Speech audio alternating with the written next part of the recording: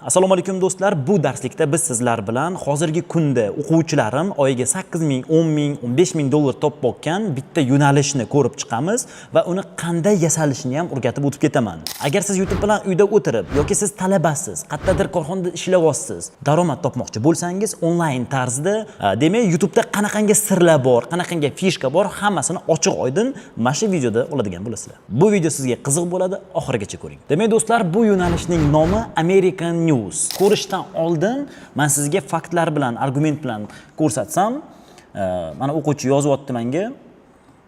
Mana bu yerda ahamiyat berib qaranglar. 26 noyabr, oradan bir oy hali farq bilan ko'rsataman. Assalomu alaykum Elnur deyapti. Bu qozoq do'stlarimiz, o'zim o'quvchim. Kanalim monetizatsiyaga yetdi deyapti-da. O'sha monetizatsiyani qo'shyapti. Undan keyin ikkinchi kanalim ham tayyor bo'lib qoldi deyapti. U krassavchik deyapman deb bunga. Silkasini jo'natdim. Silkasini o'chirib tashladik keyin, shu tarqalib ketmasligi uchun. Xo'p, menga jo'natyapti. Oradan rovna 1 oy o'tdi. Yana qaranglar, ahamiyat beringlar. 26 noyabr va 28 dekabr kuni jo'natyapti menga 6918 dollar daromad. Ya'ni video 1 oyda 6900 dollar daromad olib kelgan va 1 oyning oxirigacha hozir ko'rsaman общий daromad qancha bo'lganligini. Va oyga oxirida menga jo'natyapti daromadini 8032 dollar, ya'ni 1 oyda YouTube'da o'zi 1 oyda bir marta pul chiqadi. 8000 dollarga mana chiqardim deb, ya'ni 21-sana, mana bu ahamiyat bersanglar 21 dan 26gacha YouTube'dan pul tushadi deyilganda, bu yanvar oyi. Men undan dekabr oyi so'ravdim, 6000 dollar daromad topdim dedi. O'sha 1 oy oradan o'tgandan keyin yechyapti pul, ya'ni 8000 dollar yechyapman dedi. Oldingi oyikini deyapti. Chunki YouTube'da 1 oy kechikib yuradi. Endi xuddi shu yo'nalishni hozir boshqa o'quvchim ham takroran qilib ko'rdi. Uni ham ko'rib chiqamiz. Ahamiyat berib qaraysizlar. Birinchi oyikini ko'rsatyapti menga 3411 dollar. Bu bitta kanalniki. Ikkinchi kanalni tegidan sirazu jo'natyapti 2800 dollar. Ya'ni ikkita kanalni qo'shganingizda pashti 6000 dollar daromad 1 oyda. Do'stlar, bu shunaqangi katta yo'nalishki, cheki yo'q. Ya'ni o'ylamaysizlar, ertaga nima tushirsam ekan deb. Eng ko'p xatolik bu endi boshlayotgan YouTuberlar xatolik qiladi. Boshlang'ich YouTuberlar deylik, yo'nalish tanlashda adashadi. Qanaqadir hype bo'layotgan yoki nimadir yo'nalishga kirib olishadi va videosi уже 1 oy o'tganidan keyin tugab qoladi. Keyingi oyga nima video olishini bilmay qoladi, kanali to'xtab qoladi, yurmay qoladi. O'zini shashti o'lib qoladi. Har bir odamda выгорание degan narsa bor. Выгорание bu qilayotgan ishingizni takroran qilaversangiz, o'zingizga yoqmay qoladi. Sizda yo'nalish tanlayotganda YouTube'da shunaqangi yo'nalish bo'lish kerakki, yillar davomida siz uni выгорание bo'lmasdan, ya'ni charchab qolmasdan bemalol qilib ketaveradigan yo'nalish. Yo'nalishning nomi aytib o'tganimdek American News. Endi bu yo'nalishni qanday qilib chiqishini ko'rib chiqamiz. Va nimaga bu yo'nalish bizda ko'p prosmotr yig'adi? Shuni men sizlarga tushuntirib o'tib ketdik. Bilasizlar, yoshi katta odamlar, aytaylik 35+ auditoriya bizda ko'pincha yangiliklarni ko'radi. Ahamiyat berib qaraydigan bo'lsanglar, O'zbekistonning o'zida ham bir nechta yangilik chiqaradigan manbalar bor. Kunuz, UzNews va unga o'xshagan qalampir, repost va ko'p ochilgan yangiliklar bor. Kun yangiliklari degan, dunyo yangiliklari, O'zbekiston yangiliklari sizlarga va menga o'xshagan odamlar ochib olishgan va O'zbekistonning o'zida ham yurityapti. Qayerdandir chiqqan rasmlarni oladi. Inglizda bugun chiqdimi? Shuni olib turib, mamlaqa yangilik, Amerika prezidenti Trump bir yangilik yasashadi. Xuddi shunaqangi Amerikada ham yangiliklar bor. Masalan, Amerika Qo'shma Shtatlarini har kunlik yangiligini olib, uni kuzatib saytga kirasiz. Masalan, BBC News sayt bor bizda, birinchisi chiqadi. Undan keyin CNN degan sayt bor. Ana shu saytlarga kiramiz va berilgan har kunlik ma'lumotlarni o'qiymiz. U yerda har yarim soatda yangiliklar chiqadi, har 1 soatda yangilik chiqadi. Har bir chiqqan yangilikga 1 minutlik, 2 minutlik video taxlab, rasmlarini qo'yib, biz kuniga 4 ta 5 ta video qo'yib o'tiramiz. Oy davomida siz kamida 50 ta 60 ta video qo'yishingiz kerak. Sizning kanalingiz yaxshi rekomendatsiyaga chiqib ketishligi uchun.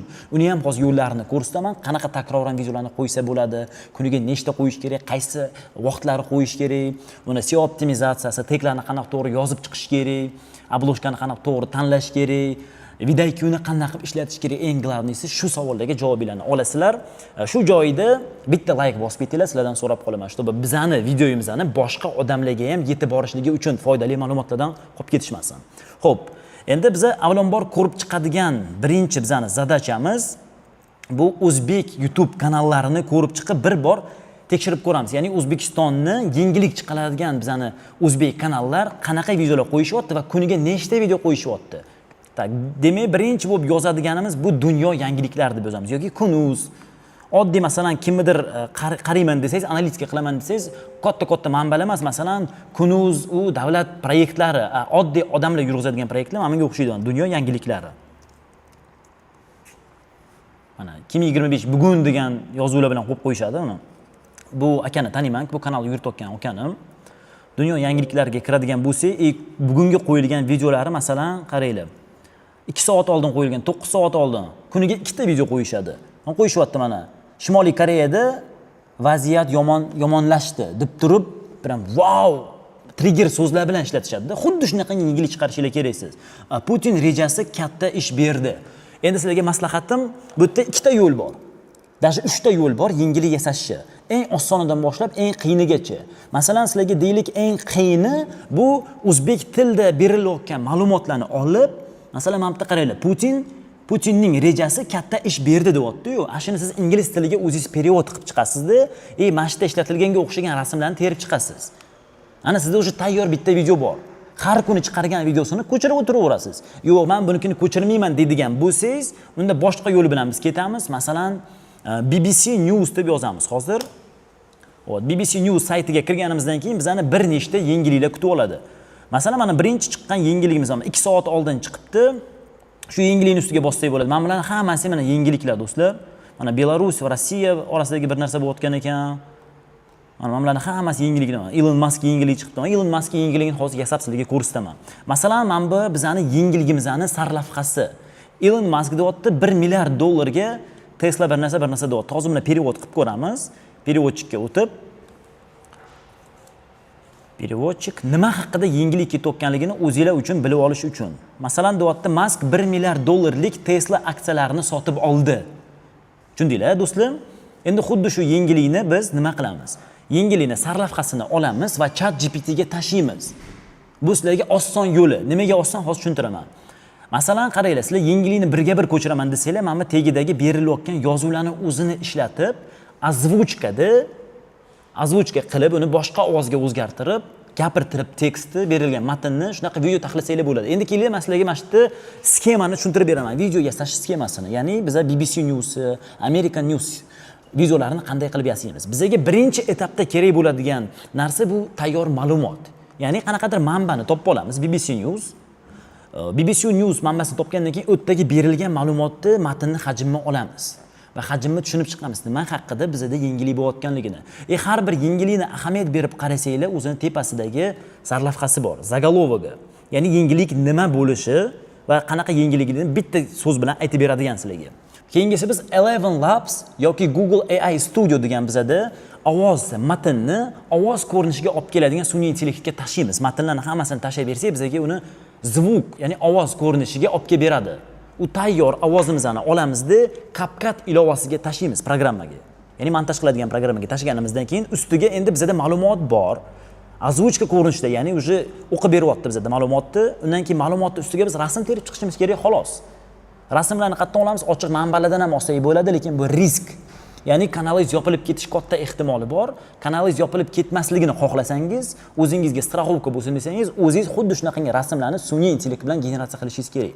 Demak, bizani qilinadigan keyingi zadachamiz sun'iy intellekt bilan, review degan sun'iy intellekt bor, xohlagan yulduzlaringizni yoki taniqli odamlarni yuzini buzib tashlamasdan chiqarib beradigan sun'iy intellekt. Shu sun'iy intellektga tashlaymiz va bugungi bo'layotgan yangilikdagi rasmlarni birga bir o'xshatib yasab, audiomizni ustiga terib chiqamiz. Terib chiqqanimizdan keyin bo'ldi, oxirida render saqlanib qilamiz va videoni joylashtiramiz. O'ylaymanki, sxemasi tushunarli bo'ldi. Hozir xuddi shu sxema bilan biz mana shu bugungi yangilikni, ya'ni Elon Musk 1 milliard dollarlik Tesla aksiyalarini sotib oldi degan yangilikni yasaymiz. Xo'sh. Demak, hozir sarlavhamizni ko'chirib olamiz va ChatGPT ga tashlaymiz. Xo'sh, do'stlar, ko'chirib olgan sarlavhamizni olib ChatGPT sun'iy intellekt saytiga kirib uni qo'yamiz. Masalan, deyapti, mana Elon Musk 1 milliard dollarlik Tesla aksiyalarini sotib oldi. O sarlavhani qo'yamiz. Sarlavhani qo'yganimizdan keyin ChatGPT ning o'ziga prompt berib yozamiz. Ya'ni, mana shu bugungi bo'layotgan yangilikni menga video ko'rinishiga olib kelish uchun sahnalarga bo'lib ber. Sahnalarga bo'lib berganingdan keyin har bir sahnani o'zini generatsiyasiga promptlari bo'lsin. Ya'ni qanaqa generatsiya qilamiz? Mana prompt berishimiz kerak.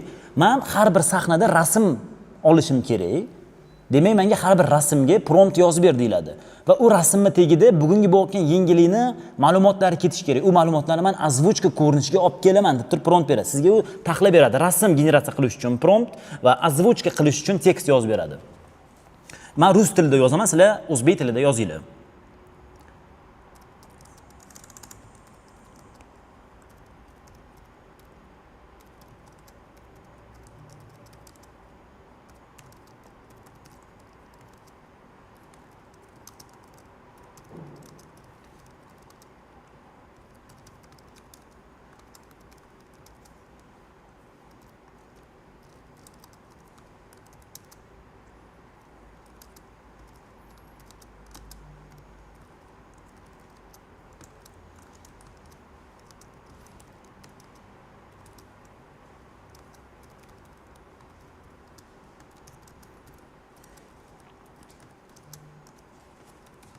Xo'p, yana nima deyapman? Qaranglar.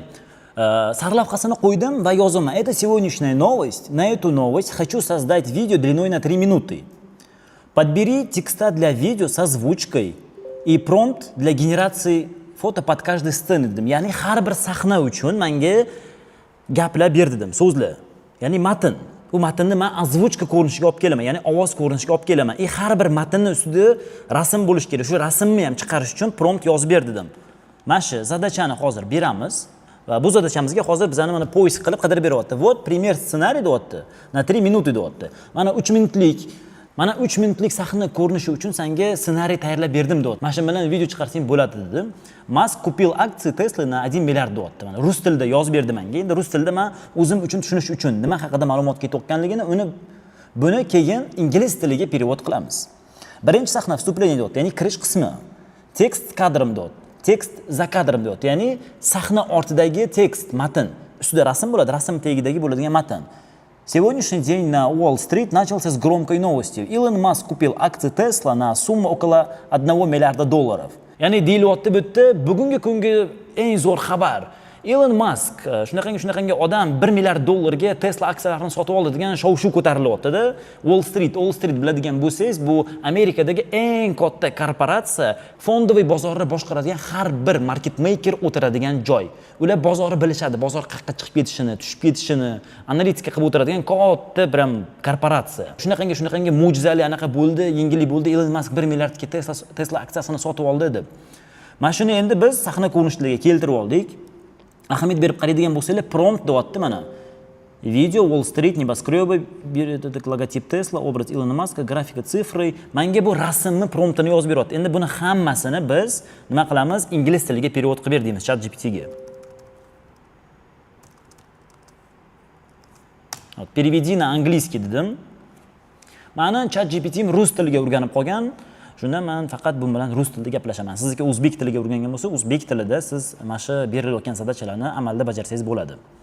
Xo'p, mana bizga o'tkazib berdi ingliz tiliga перевод qilib. Sahna mana birinchi sahnadan boshlaymiz bir.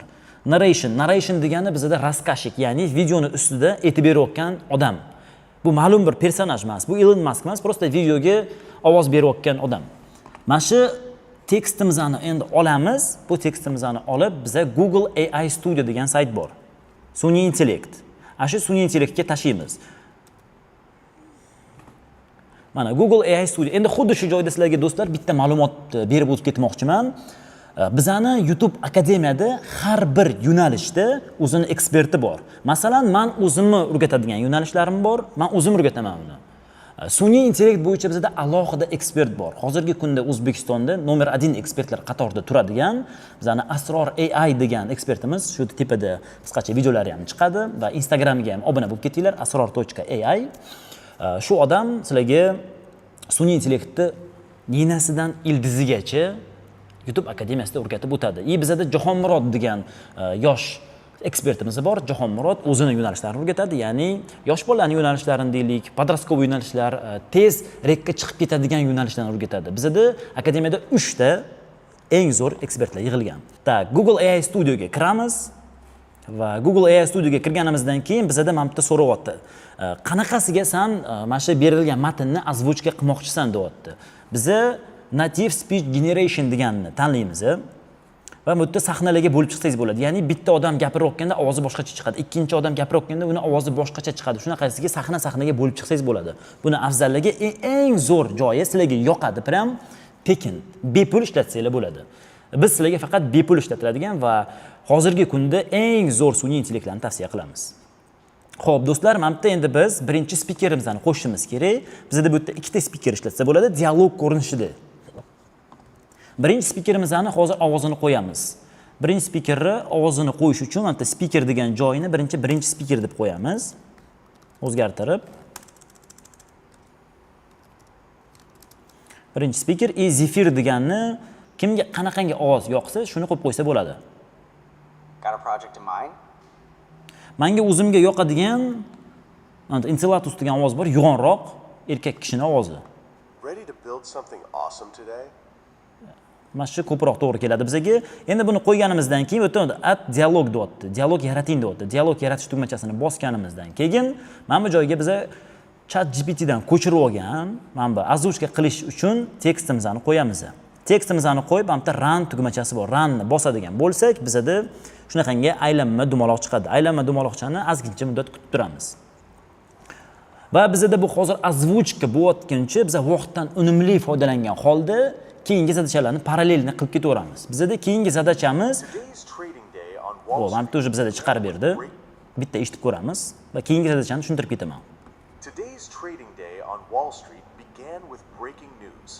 Elon Musk has purchased Tesla shares worth around $1 billion.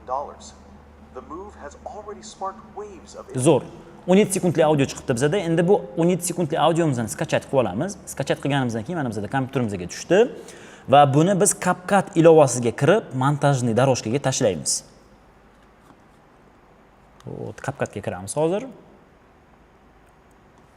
CapCutga kirganimizdan keyin sozdать proyekt tugmachasini bosib, proyekt yaratamiz. Xo'p, mana bunaqangi proyektimiz chiqadi bizda. Pustoy, hech narsa yo'q proyektimizda. Skachat qilib olgan audiomizni mana shu proyektni ustiga tashlaymiz. Xo'p, bizda mana bu hozir skachat joyi bor. Загрузкаga kirib, birinchi audiomizni qo'yamiz. Va audioni biz pastki qismga qo'yamiz. Buni telefonda ham yozsa bo'ladi, do'stlar. Eshitib ko'ramiz audioni. Today's trading day on Wall Street began with breaking news. Elon Musk has purchased Tesla. Endi mana shuni ustiga biz rasm terib chiqishimiz kerak. Juda oson, do'stlar. Fikringlarni kommentariyada yozib ketinglar. Qanchalik sizlarga video tushunarli bo'ldi va keyingi videolarda nimani chiqarishni so'rab qolsanglar bo'ladi. Xo'p, endi bizning keyingi qilinadigan zadachamiz ChatGPT ga o'tib, ChatGPT dan tekstni chiqarib olish. Voy bilan. ChatGPT ga o'tib, promptni yozib, ChatGPT ga o'tib, biz rasm uchun promptni kopiya qilib olamiz. Va rasm uchun bizda alohida sun'iy intellekt bor. Review degan sun'iy intellekt. Review art. Bu sun'iy intellektda ham sizlar juda ko'p rasmlarni tekinga yozsanglar bo'ladi. Xo'p, sun'iy intellektga endi mana sun'iy intellektga kirib registratsiya qilib olasizlar o'zingizlarning pochtanglar bilan. Continue tugmasini bosamiz. Mana bu yerda bizda so'rayapti, promptingizni yozing deb. Mana prompt yozib qo'yamiz va jo'natib yuboramiz. Hozir ozgincha kutib turadi. Va do'stlar, mana bu review saytiga promptimizni qo'yganimizdan keyin review sayti bizga bir nechta rasmlarni chiqarib berdi. Mana bu ahamiyat berib qaranglar. Menga eng yoqqan rasmi do'stlar, hozir mana bu rasm bo'ldi. Zo'r qilib chiqarib berdi. Prям rasmni уже $1 million degan yozuvchasi bilan, Tesla aksiyasini rasmi bilan, Elon Musk yuzi ozgina o'xshamay qolibdi. Mana bu yerda yuzi zo'r o'xshagan o'zini yuziga. Prям zo'r qilib obloshka qilib yasab beribdi bu saytimiz. Mana bunaqasi bor. Prям yorib yuboradigan rasmlarda, bular gruba qilib aytganda rekka chiqib ketadigan rasmlar. Endi masalan, mana shu bitta rasmini skachat qilib olamiz. Mana bitta rasmi tayyor. Bu rasmimizni olib biz CapCutga tashlaymiz. Yengilligimizning boshida bu, prям ushlab qoladiganday rasm. Xo'p, do'stlar, bu rasmimizni ham endi tortib olamiz, skachat qilib, mana рабочий stolga saqlab qo'yamiz va рабочий stolga saqlaganimizdan keyin buni biz CapCutga o'tkazamiz.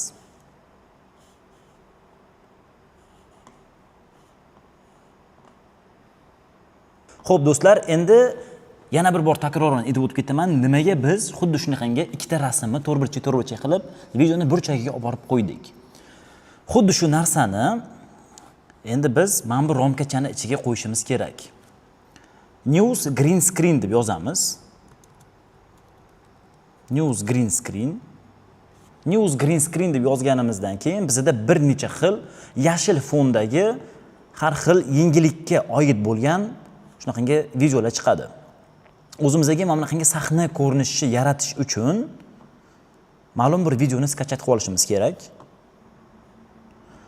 Masalan, mana shu videomizni 10 sekundlik video, buni Telegram bot bor bizda, Godzilla bot degan. Godzilla botga tashlaymiz va u bot bizga xohlagan videomizni skachat qilib beradi.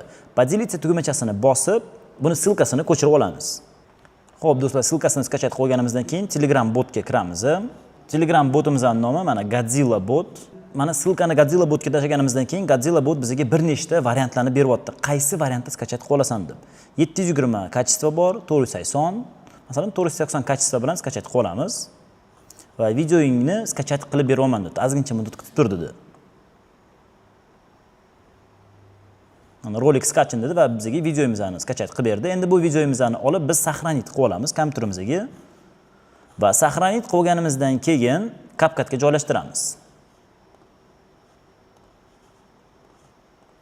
Mana CapCutga joylashtirganimizdan keyin do'stlar, birinchi qatorga qo'yishimiz kerak. CapCutda eng yuqori qatorga. Nimaga hozir tushuntiraman. Mana bu bizda yashil fon turibdi. Yashil fonni ichida yengilliklar ketadi. Tushundinglar? Endi yashil fonni orqasidagi fonni olib tashlashlik uchun videomizni ustiga bosib, udalить fon degan joyiga kiramiz va mana bu chroma key degan joyi bor. Chroma key bilan xuddi shu ruchkachani ushlab olib, mana shu yashil joyga olib boramiz. Mana yashil joyga olib borganimizdan keyin yashil fonimiz to'liq ketdi. To'liq ketganidan keyin orqa fonida bizning rasmimiz, Elon Musk rasmi kichkina bo'lib ko'rinib turibdi. Endi mana shu rasmni biz mana shu to'rtburchakning ichiga taxlab qo'yishimiz kerak. Mana qo'ydik. Ikkinchi rasmimizni ham ichiga moslashtiramiz razmerini. Mana shunaqasiga moslashtiramiz. Mana do'stlar, bizda xuddi shunaqangi sahna ko'rinishi bo'ldi. Endi bu sahna ko'rinishini yana ham to'ldirishimiz kerak. Odamning e'tiborini jalb qiladigandek. Bizda o'rtada kimdir turib, gapirib turish kerak. Qanaqadir deylik jurnalist odam. U jurnalist odamchani biz qayerdan topamiz? Xuddi shu joyiga man deb yozamizda, man green screen. Ya'ni erkak kishi, chunki menda erkak kishi gapirib turibdi. Anta erkak kishi gapirayotgan, masalan, menga o'xshagan videolar bizga lozim. Shunga o'xshagan videolarni masalan, men ko'pincha o'zim mana buni ishlataman, jurnalist, yengillikni o'qib berayotgan jurnalist. Mana shuni поделиться tugmachasini bosib, Godzilla botga tashab, buni ham skachat qilib olamiz. Mana skachat qilib berdi bizga va buni рабочий stolga saqlab, kompyuterimizga CapCut ilovasiga olib ko'chiramiz. Mana ko'chirib o'tganimizdan keyin bu videomizni eng birinchi qatorga tepaga chiqarib qo'yamiz va udalить fon bilan chroma key bilan orqa yashil fonini olib tashlaymiz. Очистка краев qilamiz, tenglarni 12 ga qo'yib qo'yamiz va yashil joylarning hammasi o'chadi. Va bu odamchamizni biz endi o'zimiz xohlagan joyga ko'chirib o'tkazsak bo'ladi va razmerlarini kichkinaroq qilib. Masalan, mana. Fonimizdagi ovoz bilan birma-bir tekshirib ko'ramiz gapirayotganligini. Ahamiyat berib qaraysizlar. Today's trading day on Wall Street began with breaking news. Elon Musk has purchased Tesla shares worth around Xuddi yengilligiga o'xshab chiqyapti. Endi bu yerda yana qo'shimchani sizlarga qo'shib o'tib ketaman. Videolar undan ham yaxshiroq, triggerni va oxirigacha qiziq qilib ushlab turish uchun yana qo'shimcha bizada mana bu joyda yozamiz. News green screen deb yana bir bor. Va ahamiyat berib qaraydigan bo'lsanglar, mana bunaqangi har bir videoni yengilliklar bo'layotgan videoning tagida yozuvlar chiqib turadi. Breaking news. Xuddi shu narsani biz ham qo'shib qo'yishimiz kerak. Masalan, mana tagida yozuv ketyapti. Bu bizda banner deyiladi. Mana shu bannerni skachat qilib olamiz va mana shu bannerni ham qo'yib qo'yamiz. Uzun ovozlari bilan takoy.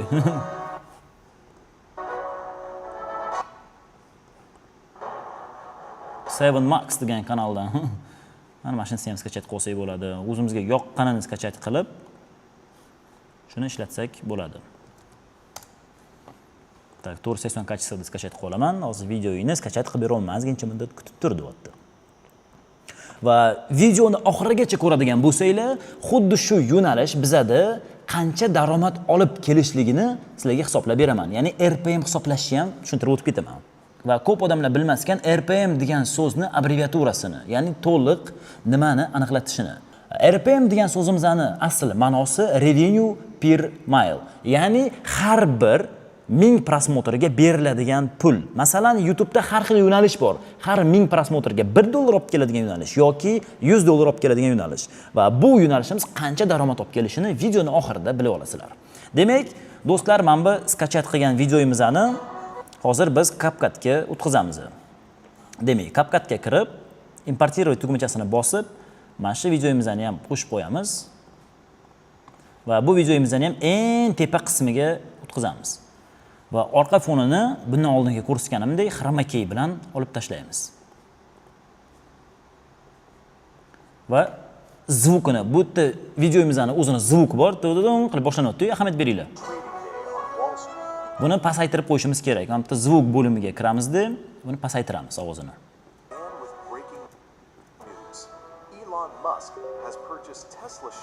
Zo'r chiqdi.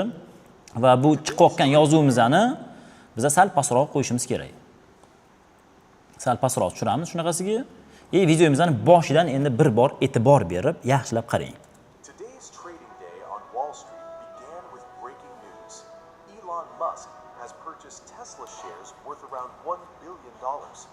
The move had Bizda xuddi shunaqangi video bor va qo'shimcha yana Telegramda ikkinchi videoni ham skachat qilib olamiz. Mana bunaqa formati ham bor. Aylanib turadi, tagida yozuvlar breaking news deb turibdi. Mana shuni saqlanib qilib, shuni ishlatamiz hozir.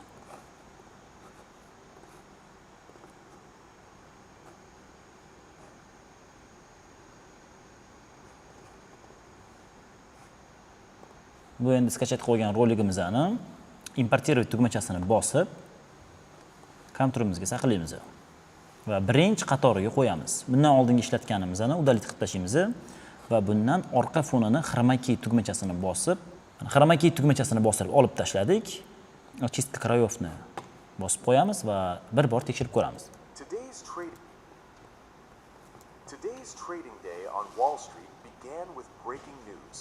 Elon Musk has purchased Tesla shares. Zo'r do'stlar, endi xuddi shunaqangi sizlarning vazifanglar 1 minutli, 2 minutli videoni taxlab, har kuni 2 ta 3 ta video qo'yish. Bu videolarni qo'yish tartibi kechki payt soat 7 dan boshlab, ertalabki soat 7 gacha qo'ysanglar bo'ladi. Ya'ni bitta rolik soat 7 da qo'yamiz, ikkinchisini 9 da, kechki payt 10 da, 11 da, 12 da qo'yib ketaversanglar bo'ladi. Kuniga 3 ta videodan qo'yib borasizlar do'stlar. Endi xuddi shu yo'nalishni qanday qilib RPM ni hisoblashni o'rgataman dedim. Uni ham ko'rsatib o'tib ketaman. Mana bu joyda bitta sekretni ham aytib o'tib ketaman dedim. Ahamiyat beringlar do'stlar, mana bu to'rtburchak joyi bizga nimaga kerak? Nimaga to'rtburchak qilinglar dedim boshida. Masalan, bu to'rtburchakning ichida biz xohlagan odamlarni rasmini yoki YouTube'dagi bor videosini 3 sekund, 2 sekund shu to'rtburchakning ichida ishlatsak bo'ladi. Bunga unaqangi bizda jalba kelmaydi, undan keyin bizga hech qanday strike kelmaydi. 3 sekundgacha faqat do'stlar. 3 sekunddan ortiq ishlatmanglar. Sizlarga beradigan tavsiyam. Xo'p, endi RPM ni qanday qilib hisoblaymiz? Buning uchun biz American News kanalini topib olishimiz kerak, ya'ni bizga o'xshagan konkurent. American News deb yozamiz. Mana har xil bizada kanallar chiqadi. Ma'lum bir kanalni topib, shuni analizini yasab ko'ramiz hozir.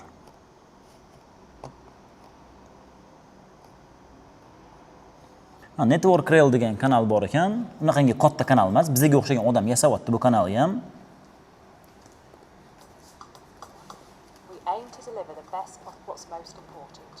Bu mana yangiliklarni oladigan kanal. Kanalimizni ko'rsatib beryapti. Video IQ berayotgan analiz bo'yicha bu kanalda 38914 ta количество просмотров bo'lgan. 38 million do'stlar, hisoblayapsizlar, 38 million. Har oyiga topadigan daromadi 2,5 ming dollardan 7,5 ming dollargacha deyapti. Endi buni ikkinchi saytimiz bor, buni tekshirib ko'radigan, shu saytga solib aniqlik kiritamiz. Videoga berayotgan sonlar boshqacha chiqadi, men ko'rsatgan saytda sal boshqacharoq chiqadi. Shuni o'rtasini men sizlarga aytaman keyin. Xo'p, avvalambor birinchi bitta roligini topib olamiz. Hamdan 13 yil oldin boshlangan kanal hali kungacha yengil yuritib keladi deb aytdim-ku. Yo'nalish topib paytda adashmaylar. Siz davomiylikka yo'nalish yurg'izishingiz kerak. 1 oy emas, 2 oy, 3 oy pul ishlab qolish emas maqsad. Maqsad doimiylik qurib qo'yish, ya'ni passiv daromad. Har kuni qo'yib o'tiraverasiz. Masalan, 13 yil mobaynida bo'lsa, 13 yil qo'yib o'tiradigan kontent, chunki yengillik har kuni chiqadi. Va do'stlar, men o'zim ishlab topadigan YouTube'da daromad olib keladigan yo'nalishlarimdan biri American News. Nimaga bunaqangi yo'nalishlarga kiraman? Va основном long yo'nalishlari. Long degani bizda bu katta formatli yo'nalishlar. Ya'ni 1 minutlik, 2 minutlik, 10 minutlik, 10 soatgacha qo'ysa bo'ladigan katta videolar va auditoriyasi 35+, ya'ni 35 yoshdan katta auditoriya ko'radigan videolar. Bu videolar bizga eng ko'p daromad topib keladi va bergan YouTube'dagi daromad bilan men xohlagan joyimga sayohatga chiqa olaman, xohlagan narsamni sotib olaman, xohlagan mashinamni ola olaman. Aytaylik, bundan oldin men Tailandda yashardim, Malayziya, Singapur, Dubay, Indiya, Vyetnam. Buni hammasi YouTube orqasidan va sizlar ham xuddi shunaqangi chet ellarda sayohat qilib yashayman desanglar, shunaqangi yo'nalishlarga katta daromad olib keladigan yo'nalishlarga kirishinglarni maslahat berib qolaman. Xo'p, endi dalshi ketdik. RPM ni sanab chiqamiz. Ma'lum bir videosini bu yerda olib, masalan, yangi qo'yilgan videolar 1 kun oldin, 5 kun oldin, ketdi, 1 oy oldin. Endi biz yana ikkinchi kanalimizni ko'ramiz, analiz qilib, masalan, bizda mana bunaqangi 60 minut Avstraliya degan kanal bor ekan. Yangilik deganda nafaqat America News siz video yasab chiqarishingiz kerak. Siz Italiya News, Avstraliya News, Fransiya News deb har xil davlatlarni yangiligini chiqarsangiz bo'ladi. Qaysi davlatda sizga RPM, ya'ni monetizatsiya ko'proq pul to'laydi, shu davlatga chiqarsangiz bo'ladi. Masalan, Avstraliya News degan kanal bor ekan bizda. Mana 5 kun oldin qo'yilgan videosi har kuni video qo'yib boradi va bu yerda daromadini ham ko'rsak bo'ladi. 2,5 milliongina, 2,5 milliard ekan. 2,5 milliard prosmotr bo'lgan, oyiga 34 ming dollardan 101 ming dollargacha topadi. Buni endi eng oxirgi videolarni ko'rib chiqamiz. Qancha prosmotr yig'yapti va qancha daromad topyapti. Masalan, 28 minut oldin qo'yilgan video 442 prosmotr, 22 soat oldin qo'yilgan video 8400, 1 kun oldin qo'yilgan video 118 ming prosmotr. Xo'sh, endi mana shu 118 ming prosmotr, ya'ni 1 kunda bu 24 soatda qancha daromad olib keladi sizga? Shuni ko'rib chiqamiz. Bu do'stlar, Avstraliya kontenti bu, ingliz til kontenti emas. Ya'ni Amerika uchun yaratilgan kontent emas. U kamroq topadi. Amerika Newslar ko'proq topadi. Mana shu dash Avstraliya ham news formatida qancha topishini ko'rib chiqamiz. Bizda IT Lerch degan sayt bor. IT Lerch saytiga kiramiz. IT Lerch saytiga kirganimizdan keyin bu saytimiz bizda xohlagan vazifangizni bajarib beradi. Kim videoni soatning ichida YouTube'ga qo'yyapti, qanaqangi описание ishlatyapti, qanday tag ishlatyapti va qancha daromad topayotganigacha ko'ra olasiz. Xo'sh, endi bu saytga kirganimizdan keyin silkasini shu joyga qo'yib, mana bitta instrumentni tanlang deyapti. Ya'ni proverka monetizatsiya. Kanalda monetizatsiya bormi, yo'qmi, shuni ham tekshirsangiz bo'ladi. Kalkulyator dohodov, ya'ni qancha daromad topyapti, shuni ko'ramiz hozir va poisk tugmachasini bosamiz. Bu saytimiz do'stlar hech qaysi bir YouTuber sizga aytmaydigan eng asosiy sekretlardan biri, ya'ni kanalni chuquran analiz qilish. Kim qancha topyapti, kim qaysi paytda videoni qo'yyapti, kimning videosi rekka chiqyapti, har birini ikir-chikirgacha o'rganib chiqasiz. Xo'sh, endi bu kanalimiz bizda qancha daromad topyapti, shuni ko'rib chiqadigan bo'lsak, statistika bo'yicha qaranglar. Bu nima deyapti? News politika formatiga to'g'ri keladi deyapti bu video deyapti. 8 dollardan qaranglar. RPM mana RPM va CPM degan narsa bor bizda. Ikkalasi ham bir narsa, ya'ni RPMimiz 457 dollardan har bir 1000 prosmotrga 830 dollargacha to'laydi.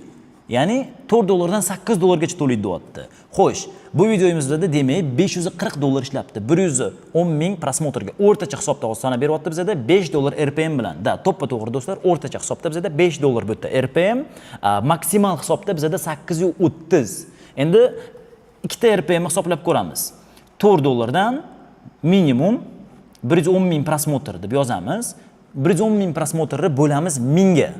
Ya'ni har bir 1000 ta odamga qancha to'laydi? Xo'p, 110 bo'ldi bizada. Endi 110 ni ko'paytiramiz 4 dollarga.